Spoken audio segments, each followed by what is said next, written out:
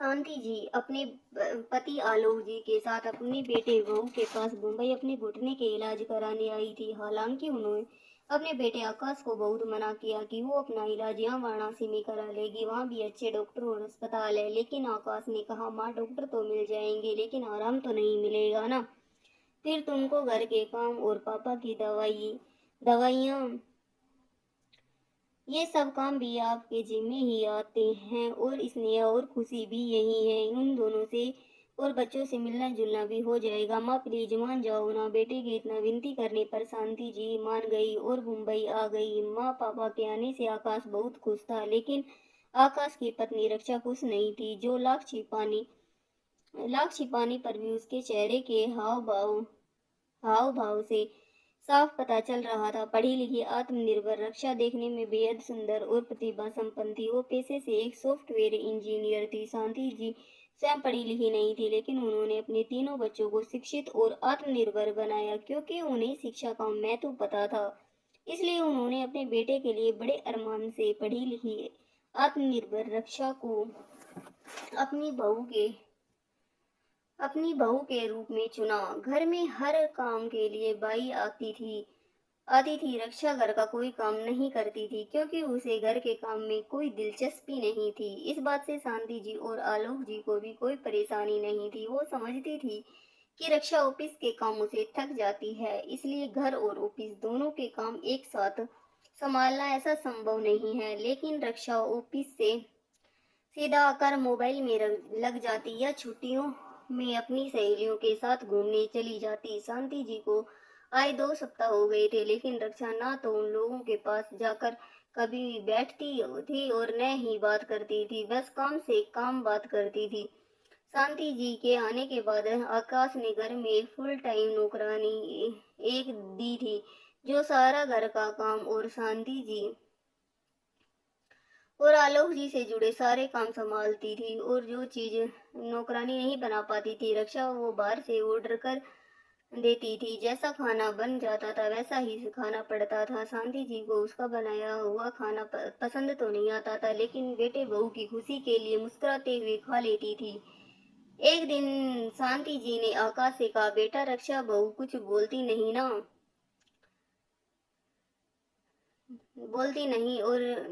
और ना ही हमारे पास बैठती है। तब आकाश ने कहा, हाँ वो कम बोलती है, बहुत कम बोलती है, और ऑफिस का भी बहुत काम होता है, थक जाती है। शांति जी आलोक जी बेटे की बात सुनकर चुप हो गए। एक दिन नौकरानी ने बताया कि 3-4 दिन नहीं आएगी, तो शांति जी ने कहा, कोई बात नहीं, तब तक मैं कर लूंगी। उतने में रक्षा ने इत्तेफाक से कहा, नहीं माँ जी, आप रसोई में नहीं जाने की जरूरत नहीं है, वरना सबको बोलने का और मुझे मुझे सुनाने का मौका मिल जाएगा कि कुछ दिनों के लिए सास ससुर आए थे, उनकी सेवा भी नहीं कर पाई। रक्षा का इशारा अपनी नंदों की तरफ था। शांति जी आलोक जी को बात समझ गए, लेकिन अपमान का घूंट पीकर चुप रह गए। पिछले दिनों से खाना और नाश्ता दोनों ही बाहर से आ रहे थे। खाना बहुत ही ऑयली और मसालेदार होने की वजह से आलोक जी का शुगर बढ़ बढ़ा था।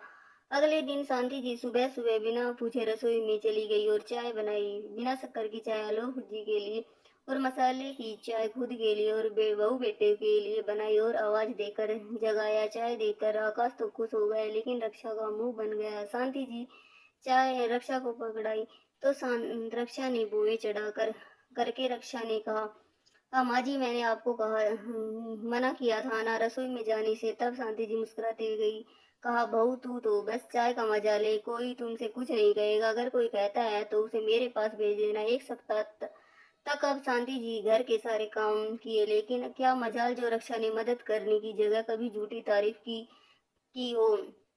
और आलोक जी को रक्षा का भद्र व्यवहार अब समझ में आने लगा। आकाश ने जब शांति जी को डॉक्टर को दिखाया, तो उन्होंने ज्यादा तेल मसाला खाने से मना किया। नौकरानी आने के बाद शांति जी देवी ने अब उसको भी कम तेल मसाले डालने और सबके स्वाद अनुसार भोजन बनाने के लिए कहा। नौकरानी की तो भौहें तन गई। उसे गुस्से में कहा, आप मुझे समझाने के लिए रहने दीजिए। आप जैसी सासू की वजह से बहुएं आप जैसे सासू के साथ नहीं रहना चाहती। उसी समय सुबह रक्षा ऑफिस के लिए तैयार हो रही थी। उसने सब कुछ सुना लेकिन मुस्कुराकर अनसुना कर चली गई। आलोक जी शांति जी से कहा, देखो तुम रक्षा को समझाओ कि नौकरानियां को कम से कम खाने का मेन्यू और तरीका तो बता दे। तभी उसी समय उनकी दोनों बेटियां उससे मिलने वहां आ गई। बातों ही बातों में उन लोगों को पता चला कि आलोक जी का शुगर लेवल बढ़ा हुआ है। दोनों बेटियां मल्टीनेशनल कंपनियों में अच्छे पदों पर थी। तभी उनकी बड़ी बेटी ने कहा, पापा पहले चलो आप दोनों आज सबसे पहले डॉक्टर के पास। उसने अपने परिचय के अच्छे डॉक्टरों को उन लोगों को दिखाया और दवा लेकर घर आई। तब शांति जी ने कहा, अरे तुम दोनों की छुट्टियां थी क्या? तब दोनों ने यहाँ आई हो माँ, हमने छुट्टी ली है। अब हम 3 दिन तुम्हारे और पापा के साथ रहेंगे और आप दोनों को मुंबई दर्शन कराएंगे। आलोक जी इस मामले में बहुत पुराने ख्यालों के थे। उन्होंने बेटी के ससुराल का खाना और बेटी के पैसे लेना दोनों मंजूर नहीं था। शाम को रक्षा और आकाश आए तो इस बार रक्षा का मूड दोनों नंदों को देखते ही खराब हो गया। उसने अंदर कमरे में जाकर आकाश से कहा, अब क्या तुम्हारी दोनों बहनें भी यहीं रहेंगी क्या? प्लीज हाँ मत कहना, कोई भी बहाना करके इनको निकालो यहाँ से। मैं एक साथ इतने लोगों को अपने घर में बर्दाश्त नहीं कर सकती। आकाश ने कहा, कैसी बात कर रही हो रक्षा, धीरे बोलो, कोई सुन लेगा तो उन्हें बुरा लगेगा। अगली सुबह रविवार को सबकी छुट्टी थी। सब एक साथ हॉल में बैठकर हंसी मजाक कर रहे थे। तभी शांति जी ने रक्षा को आवाज लगाई, रक्षा बेटा इधर आ जाओ, कुछ देर हमारे पास भी बैठो, फिर तो हम सब कुछ दिनों में चले ही जाएंगे। शांति जी के अचानक बोलने से रक्षा सकपका गई और आकर उनके पास बैठ गई, लेकिन पूरा समय मोबाइल देखती रही और फिर बहाना बना के चली गई। अगले दिन शांति जी मौका देकर पहली बार उसके कमरे में गई और बड़े प्यार से अकेले में रक्षा को समझाते हुए बोली, बेटा मैं पिछले कुछ दिनों से देख रही हूँ कि तू ऑफिस से आने के बाद भी फोन से चिपकी रहती है। कभी ना घर का कोई काम देखती, ना हम सब से बात करते। बेटा रिश्ते और घर नौकरानी के भरोसे थोड़े ही चलते हैं, स्वयं भी देखना पड़ता है, तभी घर ठीक से चलता है। जब से आई हूँ देख रही हूँ तुम उदास रहती हो। जो तुम्हें नौकरानी दे देती है बनाकर, वो तुम खा लेती हो, ये गलत है। तुम तुम नौकरानी से अपनी पसंद का खाना बनाओ, बोलो थोड़े तेल मसाले डाले, राशन का हिसाब रखा करो। ये सब मैं खुद के लिए तुम नहीं, तुम्हारे भले के लिए समझा रही हूँ, ताकि सब लोग स्वाद लेकर रुचि से खा सके और स्वास्थ्य भी ठीक रहे। शांति जी इतना कहते ही रक्षा भड़क उठी और गुस्से में जोर जोर से चीखते हुए स्वर में बोली, मम्मी जी पहले तो आप बिना पूछे मेरे कमरे में चली आई और अब बिना मांगे नसीहत भी दे रही है।